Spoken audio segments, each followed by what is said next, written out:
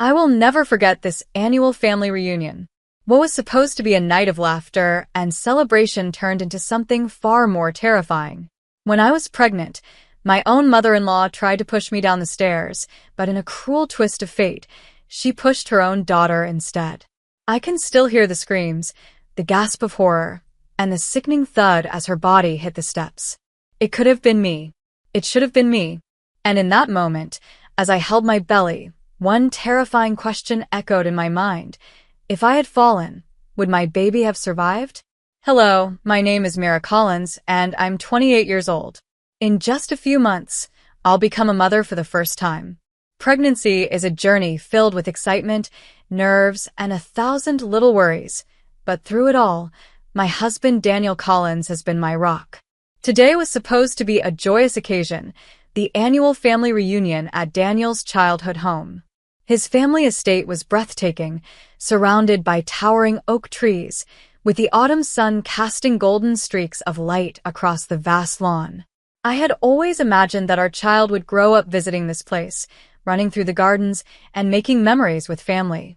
The scent of roasted meat and freshly baked pies filled the air, and laughter echoed as relatives arrived in waves.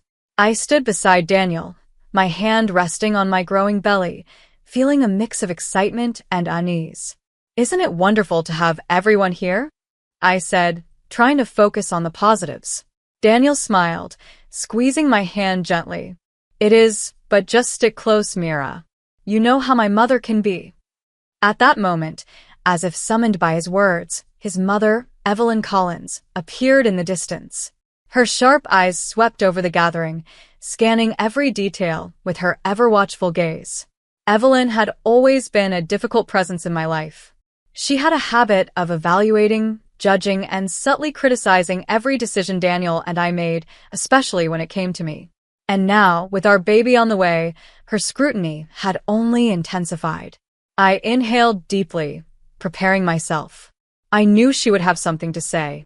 As the afternoon unfolded, the estate buzzed with energy. Relatives exchanged warm embraces, children ran across the garden, and the clinking of glasses signaled celebration. I did my best to focus on the joy in the air, but I could feel Evelyn's watchful eyes on me, studying every move I made. Daniel's younger sister, Lena Collins, approached us with her usual cheerful energy. Unlike Evelyn, Lena had always been welcoming and kind to me, often acting as a buffer between her mother's sharp words and my patience. "Mira, you look radiant.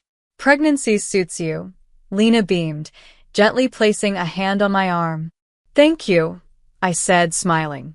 "I'm just trying to enjoy these last few months before the chaos begins." "Oh, don't worry. You've got this," Lena assured me before turning to Daniel. "And you, how's work? I heard about that tricky case you're handling." Daniel chuckled. "It's complicated, but nothing compared to managing family dynamics." We laughed together, but even as we spoke, my attention drifted toward Evelyn, who stood with a group of aunts, whispering and casting glances in our direction. The tension in my shoulders tightened. Daniel noticed my expression and followed my gaze. "Just ignore it," he muttered under his breath. I wished I could, but I knew Evelyn well enough to sense that she was building up to something. The judgment, the subtle comments, she would never keep them to herself for long. Sure enough, as the sun dipped lower, signaling dinner time, Evelyn moved toward us with a polite yet calculating smile. "Mira, dear," she began sweetly, though I knew better than to trust that tone. "How are you feeling? I do hope you're taking things easy." I forced a smile, keeping my voice steady. "I'm doing well, Evelyn. Daniel has been a great support." She hummed in response, her sharp eyes flicking between us. "That's good to hear. It's just that, with the baby coming, one must be extra careful. Stress isn't good for the mother or the child, you know." I could feel the hidden jab beneath her words. She wasn't just talking about stress. She was implying that I wasn't handling things properly. Daniel interjected quickly. "Mira is taking great care of herself, Mom. No need to worry." Evelyn gave a thin smile. "Of course. I'd just like to stay informed. I was reading an article the other day about how some women push themselves too hard, not realizing the risks." I clenched my jaw, but kept my tone measured. I assure you, Evelyn, I am well aware of what's best for me and my baby. For a moment, she simply looked at me, her expression unreadable. Then she gave a slow nod.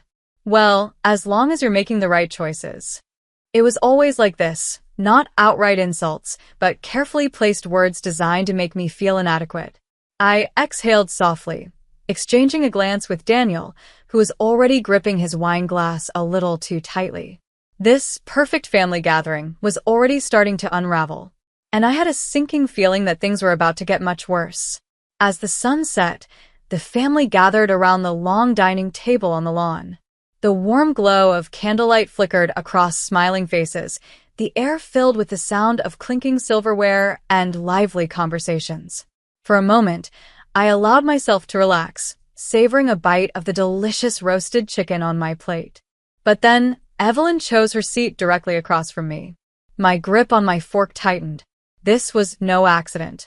Daniel seemed to sense it too. His posture stiffened, and he subtly reached under the table, giving my hand a reassuring squeeze. Dinner had barely begun when Evelyn cleared her throat, her voice cutting through the hum of conversation. Daniel, I noticed you've been quite busy with work lately. I just hope you're making enough time to ensure Mira is comfortable in her condition. Her words were sharp yet wrapped in feigned concern, loud enough that several relatives turned their heads. I swallowed my frustration, keeping my expression neutral. Evelyn, I'm perfectly capable of taking care of myself. But thank you for your concern. Daniel immediately backed me up. Mom, Mira is doing great. She's handling everything with grace, and I'm always here to support her. Evelyn's lips thinned as she set her fork down. Well, it's just that with the baby coming, one can't be too careful. I read an article just the other day about how important it is for expectant mothers to avoid unnecessary stress. I could feel the tension building inside me. She wasn't just talking about stress. She was accusing me of not doing enough, of somehow being irresponsible. Really, Evelyn? I assure you I'm fine. Daniel has been wonderful, and Lena has been a great help too. My tone remained polite but firm. Sensing the rising tension, Lena quickly interjected, her voice bright and cheerful. Oh, absolutely. And wait till you see the nursery we've been working on. Daniel, you should show Mom the photos. It's turning out amazing. For a second, I thought the conversation might steer away from me. But Evelyn barely reacted. Instead, she gave a tight smile and took a sip of her wine. And then she struck again. I do wonder, Mira, if you've considered taking some time off work. Surely, you'll need to focus on the baby soon. Some mothers don't realize how overwhelming it can be. My patience snapped. I placed my fork down carefully, meeting her gaze head-on. Evelyn, I love my job. I'm responsible and I know how to balance things. I won't stop doing what I love just because you think I should. Silence fell over the table. Some relatives exchanged uneasy glances, while others nervously sipped their drinks. Evelyn's expression didn't change, but I could see the flicker of irritation behind her eyes. She wasn't used to being challenged, especially not in front of the entire family. Daniel, ever the peacemaker, raised his glass. I'd like to propose a toast, he announced, his voice warm but firm. To family, whether by blood or by bond, may we always support, respect, and uplift one another. A chorus of agreement followed as glasses clinked together. For a fleeting moment, the tension seemed to ease. Smiles returned to faces, and conversation resumed.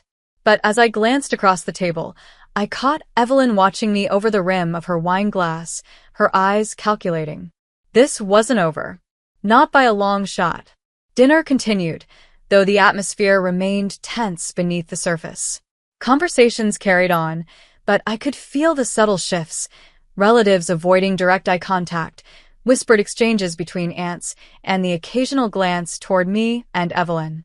Daniel stayed close, his presence grounding me, but I knew him well enough to see that he was also simmering beneath his composed exterior. He hated these passive-aggressive battles just as much as I did. After dessert was served, the guests began to spread out across the estate. Some wandered toward the fireplace in the main hall, Others took strolls through the garden, enjoying the crisp evening air. I exhaled deeply, glad to have made it through dinner without things spiraling further. I should have known better. As I excused myself from the table, Lena linked arms with me. "Come on, Mira, you have to try Aunt Sylvia's lemon tart. I swear, it's life-changing."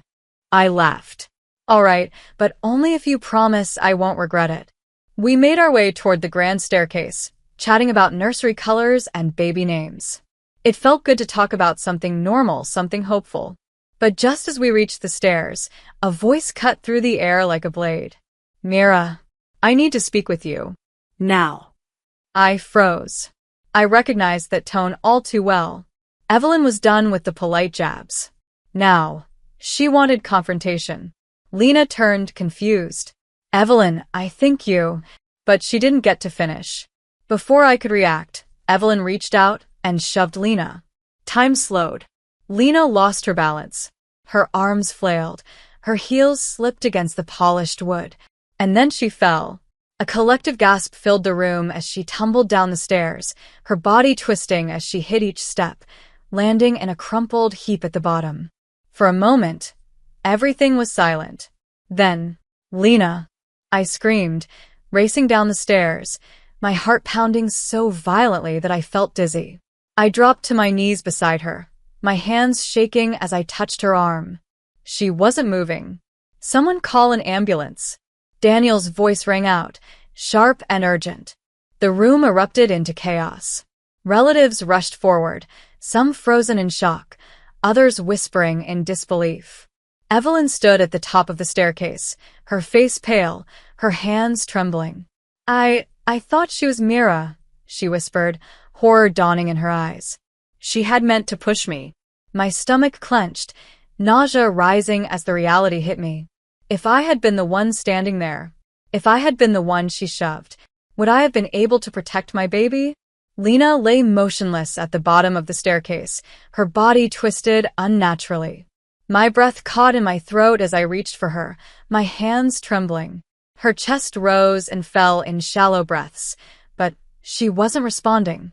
The room buzzed with horrified whispers, aunts and uncles frozen in shock, while others rushed forward. My own heart pounded so hard that I felt like I might collapse. Daniel shoved past the stunned crowd and crouched beside me, his fingers quickly pressing against Lena's wrist. "Her pulse is weak," he muttered, his voice tight with fear.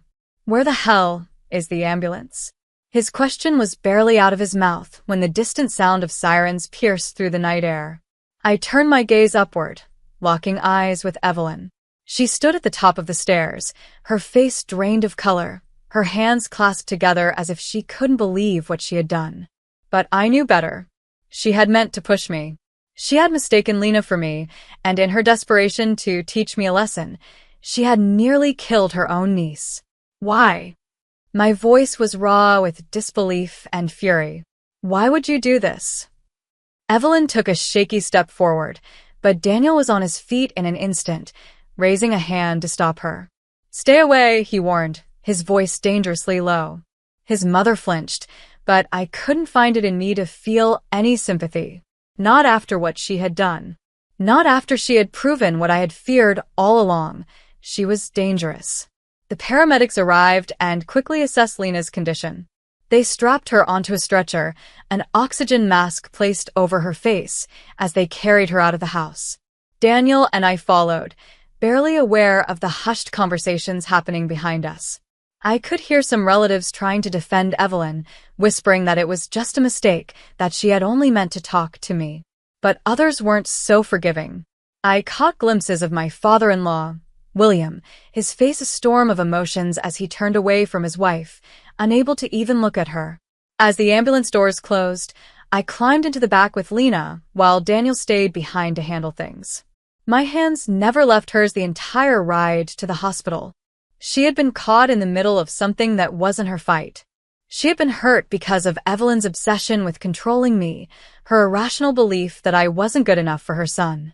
And now, whatever fragile bond still existed between us was broken beyond repair. That night, as I sat in the hospital waiting room with Daniel, I realized that this wasn't just about me anymore. Evelyn had crossed a line that could never be undone.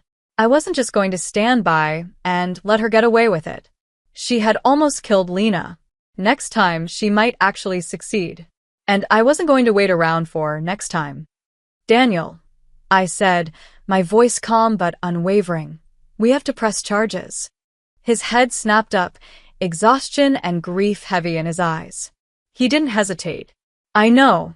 The hospital smelled of antiseptic and sterile air, the beeping of monitors filling the quiet tension that hung around us. I sat beside Lena's bed, her face pale against the stark white sheets. Her head was wrapped in bandages, her arm in a cast, and the bruises forming along her skin told a painful story of what had happened that night. I reached for her hand, squeezing it gently, as guilt gnawed at my insides. This should have been me. It was supposed to be me. Evelyn had meant to push me down those stairs, and because of her blind hatred, her own niece lay here, broken, injured, and unconscious. Daniel stood by the window, his back to me, arms crossed tightly over his chest. He hadn't spoken much since we arrived at the hospital, but I knew what was going through his mind. He had spent his entire life respecting his mother, defending her, excusing her sharp words and controlling behavior. But tonight, she had shattered whatever image he still had of her. This wasn't just verbal manipulation or emotional games. This was an act of violence, one that could have been deadly. A knock at the door interrupted the silence. A tall officer stepped inside, his notepad in hand. Mr. and Mrs. Collins? His gaze flickered between us before settling on me. I'm Officer Grant. I understand there was an incident at your family gathering tonight, and I'd like to take your statements. I felt Daniel stiffen beside me, but before he could speak, I straightened my shoulders and nodded. Yes. I'd like to file a formal complaint. Evelyn Collins attacked Lena Richardson, intentionally. The words felt heavy but also right. This wasn't just some family misunderstanding. Evelyn had crossed a criminal line, and I wasn't going to let her get away with it. Daniel let out a slow breath and finally turned to face the officer. We have CCTV footage from the house. It shows my mother pushing Lena. There's no way she can deny it. Officer Grant jotted something down before looking back at me. Would you be willing to testify against her if this goes to court? I hesitated for only a second before answering. Absolutely. I knew this meant war. Evelyn had spent years trying to undermine me, trying to make me feel like I didn't belong in her family. But I wasn't the weak, insecure woman she thought I was. I was stronger than that. Strong enough to fight for justice. For Lena. For my baby. As the officer left to begin the legal process, I turned to Daniel, searching his face for any hesitation. Are you sure about this? I asked quietly. Pressing charges against your own mother, it's not easy. His jaw clenched, and when he met my gaze, there was no doubt in his eyes. She nearly killed my sister, Mira. There's nothing to debate. And just like that, the decision was made. Evelyn was going to face the consequences. By the time we left the hospital, the reality of what we had set into motion began to sink in. Daniel and I drove back to the estate in silence, the weight of our decision hanging between us like an unspoken truth. It was nearly midnight when we arrived, but the house was still alive with hushed conversations and tensions so thick it was suffocating. Relatives lingered in clusters, some whispering, others openly debating about what had happened.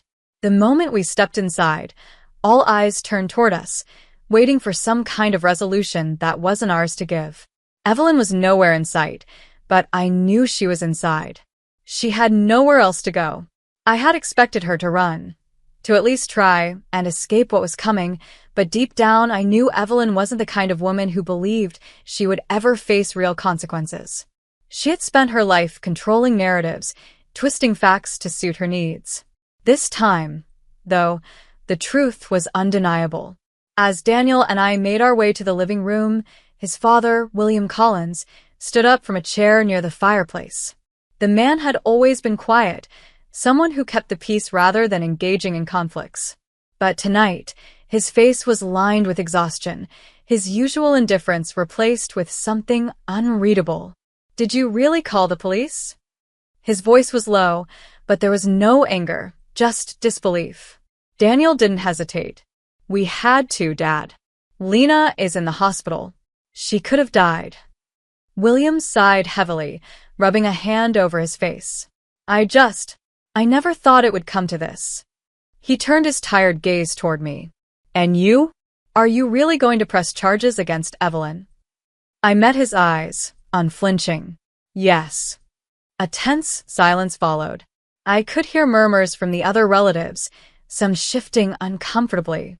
I knew some of them felt Evelyn didn't deserve to be arrested, that this was a family matter that should be handled privately. But if we had let it go, what message would that have sent? That power and control could excuse violence? That a near-death experience was just something to be forgiven because it happened within the family? Suddenly, Evelyn entered the room, her expression carefully controlled. Her eyes met mine, cold and assessing, as if she was still trying to understand how things had escalated this far. Her gaze then shifted to Daniel, softening just slightly. You really called the police on your own mother? You left me no choice, Daniel replied, his voice calm but firm. You tried to hurt Mira, and you nearly killed Lena instead. Evelyn let out a harsh breath, shaking her head. I wasn't trying to hurt anyone. It was a mistake, Daniel. You're blowing this out of proportion. I clenched my fists, forcing myself to remain composed. A mistake? I repeated, my voice steady despite the fury bubbling beneath. You grabbed her. You pushed her. You were trying to push me. If it had been me at the top of those stairs, what do you think would have happened? For the first time that night, uncertainty flashed across Evelyn's face. But she recovered quickly, her mask of control snapping back into place. I was only trying to talk to you. Before Daniel or I could respond, the unmistakable sound of police sirens filled the air outside. The murmurs in the room turned to complete silence as the red and blue lights flashed against the windows. Evelyn's face paled. You actually went through with it, she whispered, more to herself than anyone else. A loud knock on the front door sent a jolt through the room. William hesitated for only a second before stepping forward and opening it. Officer Grant stood there, his expression neutral but firm. Evelyn Collins? Evelyn inhaled sharply, her composure cracking. She turned to Daniel, her voice almost pleading. You can still stop this. Daniel didn't say a word. The officer stepped inside, pulling out his handcuffs. Mrs. Collins, you are under arrest for assault and reckless endangerment. You have the right to remain silent. I barely heard the rest. Evelyn had always believed herself to be untouchable, that she could say and do as she pleased without consequence. But tonight, for the first time in her life, she was facing the reality of her actions. As the police led her out of the house, past the silent, stunned relatives, I exhaled a breath I hadn't realized I was holding. The war wasn't over, not yet. But tonight, we had won the first battle. The trial began 2 months later. By then, Lena had mostly recovered, though she still walked with a slight limp. She had suffered a concussion and a broken leg, and while the physical wounds would heal, the betrayal she had felt from Evelyn, her own aunt, was something that couldn't be erased. I sat beside Daniel in the courtroom, my hands clasped tightly in my lap. The air was heavy with tension as we waited for the judge to enter. Evelyn sat across the room, her hands folded neatly, her expression unreadable. She had spent her entire life controlling how people saw her, shaping reality to fit her desires. But today, she had no control. Today, the evidence would speak for itself. The prosecutor wasted no time laying out the facts. He detailed the night of the incident, the family tensions that had led up to it, and the fact that Evelyn had deliberately pushed Lena, mistaking her for me. The courtroom listened in silence as he played the CCTV footage, the grainy black and white video showing Evelyn reaching out, grabbing Lena's arm, and shoving her down the stairs. A collective gasp echoed through the room. Even though I had seen the footage before, watching it again made my stomach churn. There was no denying it now. This wasn't an accident. Lena was called to testify first. She took a deep breath before speaking, her voice steady, but laced with pain. I remember walking up the stairs with Mira. We were talking, laughing, and then I heard Evelyn call her name. I turned, thinking she was talking to me. Before I could say anything, She grabbed my arm and shoved me. I lost my balance. I remember falling, hitting the steps. I remember the pain. But the worst part? Her eyes flickered to Evelyn, who sat motionless. She didn't even come to help me. She just stood there. Evelyn's lawyer tried to argue that it was all a misunderstanding, that Evelyn had merely meant to stop me, not harm anyone. But the video told a different story. Evelyn had acted with intent. Then it was my turn. I stood up, my heart pounding as I took my place on the witness stand. Evelyn has never liked me. I began, my voice calm but strong. She has spent years undermining me, making me feel like I wasn't good enough for her son. When I got pregnant, it got worse. She made comments about my job, about my ability to be a mother. She saw me as a threat. I turned to face the jury. That night, she wanted to push me. She wanted to remind me that she was in control. But she got the wrong person. And instead of stopping to help her own niece, she stood there and let it happen. Daniel spoke last. He had always been the quiet one when it came to his mother's behavior, always trying to keep the peace. But today, he didn't hold back. I've defended my mother my whole life. I've made excuses for her. But this is something I can't ignore. My sister almost died because of her. My wife could have been the one lying in that hospital bed. And if I don't stand for what's right now, then what kind of man am I?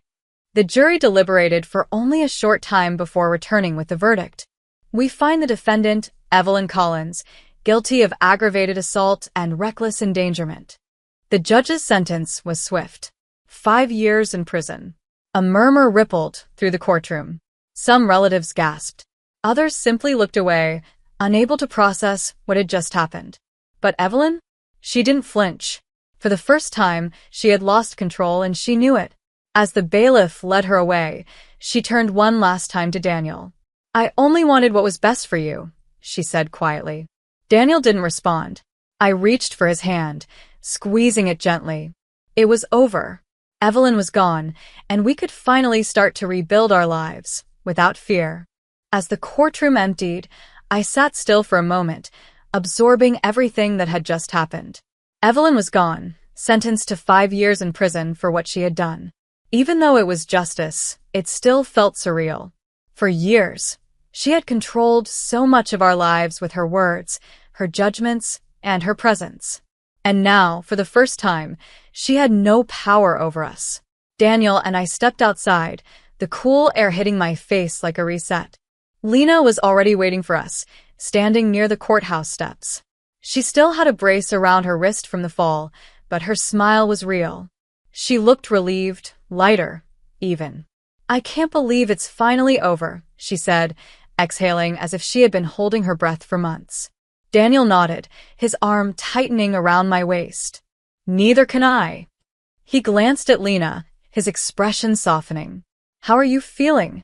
Lena shrugged, but there was strength in her posture. "Better. Still sore sometimes, but I'll recover." Her eyes darkened for a moment before she added, "It's weird, though. I keep thinking about how it could have been worse. How it was supposed to be Mira instead of me." A lump formed in my throat. She was right. That night could have ended so differently. I placed a protective hand over my stomach, feeling a deep sense of gratitude that my baby had been spared from Evelyn's hatred. "I'm just glad you're okay," I told Lena, "and that she's finally facing the consequences of what she's done." As we stood together, I saw Daniel's father, William, walking toward us. He looked older somehow, as if the weight of everything had finally caught up to him. When he reached us, he didn't speak right away. Instead, he looked at Daniel, then at Lena, and finally at me. "I'm sorry," he said quietly, his voice heavy with regret. "For everything. I should have stepped in a long time ago. I should have." He hesitated, then shook his head. "It doesn't matter now. But I want you to know that I don't blame you for what happened. Evelyn made her choices. And now, she has to live with them." I had expected resistance from him, maybe even some denial. But instead, he looked tired, like a man who had finally stopped pretending everything was fine.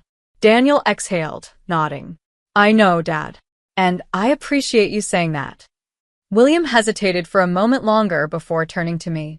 Mira, I hope one day you'll be able to forgive her. I didn't answer right away. Forgiveness wasn't something Evelyn had earned. Not yet. Maybe not ever. I don't know if I can, I admitted honestly. But I do know that I'm ready to move forward. Without her. William nodded, accepting my words without argument.